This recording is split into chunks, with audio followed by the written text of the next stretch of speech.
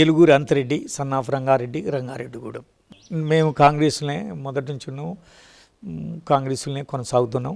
బాలనాయక్ గారి ఆధ్వర్యంలో మేము పని చేస్తున్నాం. అది మాది మేడారం గ్రామ పంచాయతీ కింద రంగారెడ్డిగూడెం. మేము కాంగ్రెస్ కొరకు ఎంత కృషి అయినా చేయగలము, ఏదైనా చేస్తాం. కానీ ఏదో పదవులు వస్తున్నాయని కానీ ఏదో ఆశించి ఇంకో పార్టీలకు పోయి మాకు ఆ పార్టీ పదవి కావాలని అయితే మేము ఆలోచన చేసే అవసరం లేదు. మాకు మేము చెయ్యం కూడా. విఆర్ఓ ఎంప్లాయీస్ మొత్తం కూడా గత ప్రభుత్వంలో సమ్మెలు ధర్నా చేశారు. వాళ్ళ డిమాండ్స్ మీ గవర్నమెంట్లో తీరుస్తుంది అంటారా? చంద్రశేఖరరావు గారు మేము రిటైర్ అయ్యి 2013 రిటైర్ అయితే ఇప్పటి వరకు కూడా నా అటువంటి వాళ్ళకు సరే, నేనైతే మా నాయన ఇచ్చిన ఆస్తి కానీ నాకున్న అగ్రికల్చర్తో కానీ డెవలప్ అయ్యి పిల్లలు చదివించుకొని అన్నీ చేసిన మామూలుగా ఏది లేని వాళ్ళు 2013 నుంచి ఇప్పటి వరకు మాకు పెన్షన్ ఇవ్వలే. హైకోర్టు కూడా డైరెక్షన్ ఇచ్చింది పెన్షన్ ఇవ్వని, ఇప్పటి వరకు కూడా పెన్షన్లు ఏమి ఇవ్వలే. మేము మా కాంగ్రెస్ గవర్నమెంటు మా దాంట్లో బీదోలు కూడా ఉన్నారు రిటైర్ అయిన విఆర్ఓలు, వాళ్ళకు పెన్షన్ ఇస్తారని మేము అనుకుంటున్నాం. వారిని కలుస్తున్నారు మా లీడర్సు. ఖచ్చితంగా 99% మా వాళ్ళందరికీ న్యాయం జరుగుద్ది రిటైర్ అయిన వాళ్ళకు. ఇప్పుడు విఆర్ఓలను తీసేస్తే ఈ ఊరికి వస్తే ఒక మనిషి కావాలి, పోలీసు వాళ్ళు వస్తే మనిషిని గుర్తుపట్టగలేవాడు ఎవరు చెప్పాలి? ఒక వెంకటరెడ్డి కోసం వస్తే వెంకటరెడ్డి ఆడనే ఉండి వెంకటరెడ్డి ఆడుంటాడయా మలిగిరెడ్డి వెంకటరెడ్డి అని అడిగితే ఏమో సార్ ఈ ఊళ్ళో ఉంటాడు అని చెప్తే ఆయన వదిలేసి వస్తారు. అదే ఈ ఊర్లో ఒక పర్మనెంట్ విఆర్ఓ లేరు, విఆర్ఏ లేరు. ఇప్పుడు మనిషిని ఎవరు ఐడెంటిఫై చేయాలి? ఒక దొంగతనం చేసి ఈ ఊరికి వచ్చిండు అతను అనుకో, సపోజ్ ఆ దొంగనే అడిగితే నీ పేరు వెంకటరెడ్డి అయినా అంటే వెంకటరెడ్డి ఎవరే అంటే ఏమో సార్ ఊళ్ళకి పోయి కనుక్కోమంటాడు, తప్పించుకుంటాడు. కానీ అదే విఆర్ఓను విఆర్ఏను వాళ్ళు ఎమ్మడి ఉండేది అనుకో, ఈయన వెంకటరెడ్డి అంటే ఆయన తీసుకుపోతే ఎమ్మడే సమస్య పరిష్కారం అవుతుంది. కాబట్టి అవి బ్లెండర్ మిస్టేక్ అంటాం మేము. సరే పొరపాటు చేసిన అంటున్నాను, కనీసం 2-3 ఊర్లకైనా ఒకళ్ళుండి చేసేది. ఇప్పుడు రికార్డు కూడా ఏం చేసిండ్రు, ఒకళ్ళ భూమి ఉంటే ఇంకోళ్ళ పేరు మీద పడ్డది ధరణిలో. ఇప్పుడు అది కావాలంటే అయితలేదు, వాడు అమ్ముకోవాలి. అమ్ముకుంటానికి అతని పేరు మీద ఉంటే నేను పట్టా చేయనంటుండు, ఆయనకు పోస్తే ఆయనకి ఈ భూమితో సంబంధం లేదు. అయినప్పటికీ కూడా ఆయన పేరు మీద పాస్బుక్ ఇచ్చింది ధరణిలో. ధరణిని వరిస్తుంది, ఎందుకంటే అన్ని సమస్యలే ధరణిలో. ఎల్లయ్యకు బదులు మల్లయ్య పడ్డది, నా ఒకళ్ళ సొంత భూమి ఇంకోళ్ళ పేరు మీద పడ్డది. గవర్నమెంట్ భూమి ఎప్పుడో 71-72 పట్టాలు ఇచ్చిన వాళ్ళకు కూడా పాస్బుక్లు రాలేదు ఇప్పటి వరకు. తాతలు తండ్రులు మారిపోయినరు. రెండోది, ఆ భూమి పట్టా భూమి అయినా కూడా గవర్నమెంట్ ల్యాండ్ అని పడ్డది. ఇప్పుడు అంతకుముందు 4 మారినరు, ఇప్పుడు 5వ వాడికి వచ్చేవరకు అది గవర్నమెంట్ ల్యాండ్ పట్టా భూమి అని లేదు కాబట్టి నేను రిజిస్టర్ చేయను, స్లాట్ బుక్ కావట్లేదు. దాన్ని క్లియర్ చేసుకోవడానికి ఇప్పుడున్న గవర్నమెంట్ అందరిని కూర్చోబెట్టి చేస్తుంది. కొద్ది రోజులు ఆ సమస్యలు కూడా పరిష్కారం అవుతాయి. అన్నీ సెట్ చేస్తారు. భూమాతని పెడదామనే ఆలోచన చేస్తున్నారు, కానీ దాంట్లో అన్ని సమస్యలు ఉన్నాయి. అన్ని సమస్యలకు పరిష్కారంగా కనుక్కొని దాన్ని ఈ ధరని కానీ దేన్ని కానీ టెక్నికల్గా మార్చినప్పుడు అన్ని సమస్యలు పోతాయి. కానీ మళ్ళీ కూడా కనీసం గ్రామ సభలు పెట్టైనా కూడా ఎవరి భూమి ఎవరికి పడ్డది, దాన్ని ఎట్లా తీసేయాలి, వాని భూమి అయినా కాదా, వాడు భూమి మీద ఉన్నాడా లేడా అని గ్రామ సభలు పెట్టి ప్రతి ఊర్లో ఒక 4-5 అనుభవం ఉన్న పెద్ద మనుషులను పిలిచితే వాడు చెప్తాడు. నాదే భూమి అని అన్నా కూడా ఆయన అవతలని భూమి అయితే నీ దగ్గర ధర వాంది కదా అని వాళ్ళు క్లియర్గా చెప్పగలిగే స్తోమతున్న వాళ్ళు ఉంటారు ఊర్లో.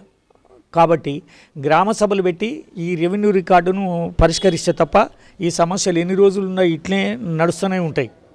కాబట్టి దాన్ని పరిష్కరిస్తుంది అని మేము అనుకుంటున్నాం. పెడతారనేదే మా ఆలోచన. మేము కూడా అయ్యే సమస్యలు చెప్తున్నాం మా ఎమ్మెల్యే గారితో కానీ మిగతా వాళ్ళతో కానీ, అది ఈ సమస్య పరిష్కారం అవుతుంది. ఇప్పుడు మంత్రి పదవికి అర్హుడా అనే దానికి క్వశ్చన్కి వస్తే ఉన్న ఇప్పుడు మంత్రులందరూ అర్హులా అనేది కాదు. ఎస్టీలో మినిస్టర్ లేడు, ఆయనకు నాలెడ్జ్ ఉంది, సబ్జెక్ట్ నాలెడ్జ్ ఉంది, ఆయన ఎల్ఎల్బి చేసిండు. ప్రతి దాని మీద కూడా ఒక సబ్జెక్ట్ తీసుకుంటే ధారాళంగా మాట్లాడగలుగుతాడు.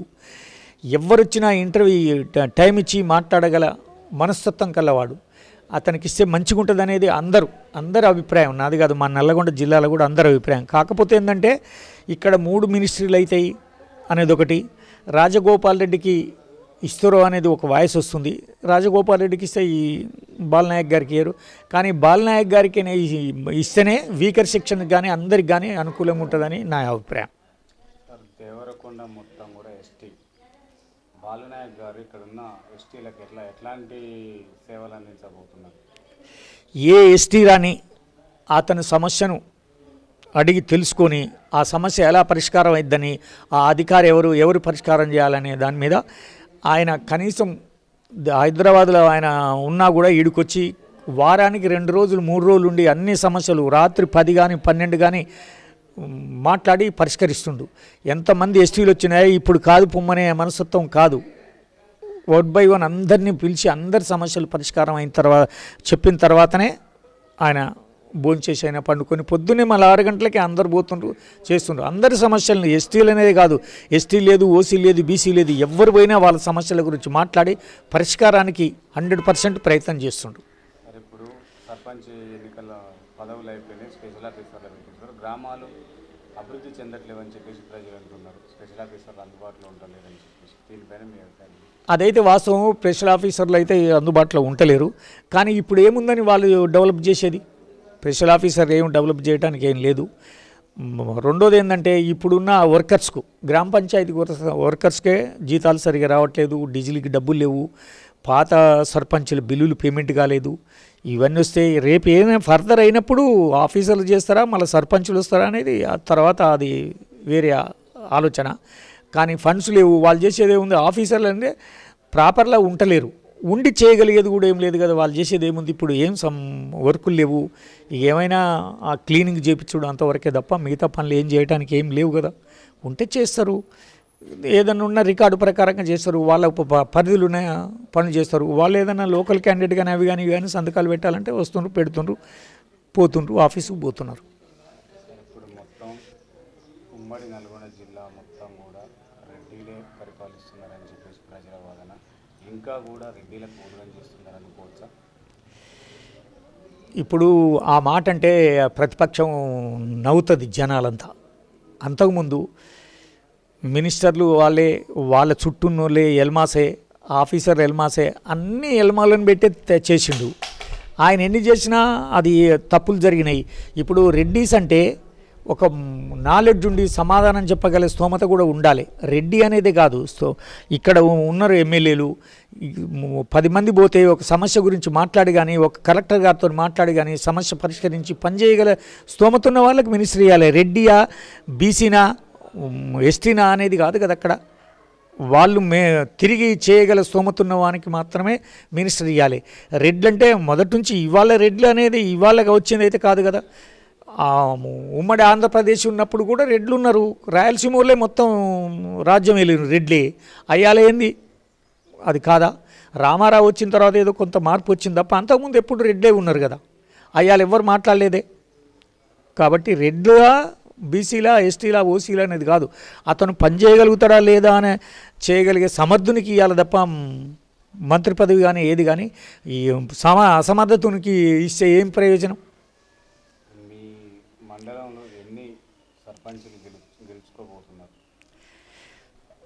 మా అభిప్రాయ ప్రకారంగా మా మండలం మొత్తం 100% కాంగ్రెస్కి వస్తాయనేది మా గెస్.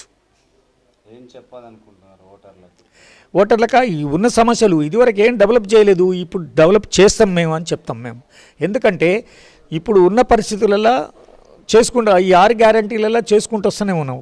గ్రామ పంచాయతీ ఎలక్షన్స్ వచ్చే వరకు ఇప్పుడు ఈ రుణమాఫీ అయిపోద్ది, రైతు బంధు కూడా వేసేస్తారు, అన్నీ అయిపోతుంటాయి. ఇంకా కావాల్సింది ఏంది? కాంగ్రెస్ గవర్నమెంట్ ఇచ్చిన హామీలన్నీ చేసుకుని వస్తారు.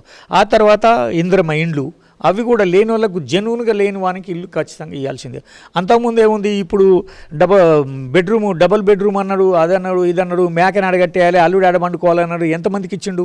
కట్టినవి కూడా పడావులు పడి ఉన్నాయి, కొన్ని స్లాబుల వరకు వచ్చి ఆగిపోయినవి ఉన్నాయి, ఏది లేదు.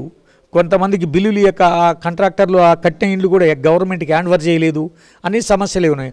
అట్లా కాకుండా స్థలం ఉన్నవాడు అతను కట్టుకుంటారంటే అతనే కట్టుకునే విధంగా పాలసీ మేటర్ తయారు చేస్తుండ్రు. ఆ విధంగా అతను కొన్ని పెట్టుకోడా అనేది వేరు, ఆ ఆటో అనేది సరిపుచ్చుకుంటాడా అనేది వేరు. అతను కట్టుకునే అవకాశం ఇస్తుండ్రు. కాబట్టి ఇదివరకు మొత్తం ఊర్లలో ఉన్నాయంటే ఇందిరం ఇండ్లే తప్ప ఏమున్నాయి, కొన్ని వందలు ఎవడు ఎలిజిబుల్ ఉంటే వానికి ఇచ్చిండ్రు. ఓల్డేజ్ పెన్షన్ కూడా ఎవరు ఎలిజిబుల్ ఉంటే వానికి అందరు ఆ పార్టీ ఈ పార్టీ అనుకుంటా వేల మందికి ఇచ్చిండ్రు. ఇవ్వాలేంది ఇప్పటివరకు కూడా ఒక్కడు కూడా కొత్త ఓల్డ్ పెన్షన్ ఇవ్వలేదు, కొత్తది రేషన్ కార్డు ఇవ్వలేదు. ఏం చేసిండు, 10 ఏళ్ళ నుంచి కూడా అన్ని పెండింగే. కానీ వాళ్ళకేందంటే ప్రతిపక్షంలో కూర్చున్న ప్రతిపక్షం మెజార్టీ ఉంది, వాళ్ళకు సరిపోని ఉంది కాబట్టి ఊకే మొత్తుకోవడం తప్ప చేయగలిగేది ఏం లేదు. నేనేం చేయలేదనేది ముందుకు 1 ఏళ్ళు చూపిస్తే వెనక్కి 4 ఏళ్ళు చూపిస్తాయని ఈయన నువ్వు తను చేసింది ఏందో గవర్నమెంట్ ఉన్నప్పుడు అనేది మొదలు ఆలోచన చేసుకొని మాట్లాడితే విచక్షణ జ్ఞానం మర్చిపోయి మాట్లాడొద్దు. ఎప్పుడైనా ఎవరైనా విచక్షణ జ్ఞానంగా ఉండాలి. మనం ఉన్నప్పుడు ఏం చేసినాము, ఎన్ని హామీలు ఇచ్చి ఎప్పటి వరకు పూర్తి చేసినాము. వాళ్ళు అంటాం నీకెందుకు నాయన, నీకు రేపే నీకు కొత్త బట్టలు తెస్తా, ఇవాళ ఆవుల కాడికి పోమని తోలుతాడు రైతు. కానీ రేపు దేగలుగుతాడా, నాయన నేను ఊరికి పోయినా కానీ రాలేదు, డబ్బులు రాలేదు చేస్తా అంటాడు. వెనుకో ముందు తెస్తాడు. అంతేగాని నేను నువ్వు రేపు తెస్తానో తేలేదని ఇట్లా పండుకుంటే ఎట్లా నడుస్తుంది? అట్లా కాదు, ఆలోచన చేయాలి. ఎవరమైనా సరే అనగానే అయిపోదు, చేస్తుంటారు. చూడు, నువ్వు 10 ఏళ్ళు చేయలేదు, నువ్వు నిండా సంవత్సరం కాలేదు, ఎందుకు ముత్తుకుంటున్నావు? ప్రతిపక్షంలో ఎందుకు గగ్గోలు పెడుతుండ్రు? చేసినవన్నీ ఏం కరెక్ట్ ఉన్నాయి? నువ్వు ఇప్పుడు సబితా ఇంద్రారెడ్డి గారు కూడా ఏమన్నారు, నువ్వు కాంగ్రెస్లకు రా, నువ్వు బాగుపడతావు, నువ్వే చీఫ్ మినిస్టర్ అయితే అన్నీ చెప్పింది. వద్దని ఎంతమంది బతులాడినా మినిస్టర్ కోసం ఆమె టీఆర్ఎస్లో పోయింది. అంటే లబ్ధి కోసం ఏదో పోయింది. ఉన్న వాస్తవం మాట్లాడితే నన్ను ఇట్లన్నారు మహిళను, నేను తమ్ముడా, నేను అక్కను, నన్ను ఇట్లా అంటావా అంటే అది ఉన్న పద్ధతి కాదు కదా. నువ్వు చేసింది తప్పే కదా. నువ్వు ఎట్లా పోయినావు, ఏ ఇబ్బందితో పోయినావు? నీకు కేవలం నీకు మినిస్టర్ కోసం ఆలోచన చేసే టీఆర్ఎస్లో పోయినావు. ప్రతిపక్షం లేకుండా చేసిండ్రు. అది ఆలోచన చేసి ఆ మాట మాట్లాడలేదు.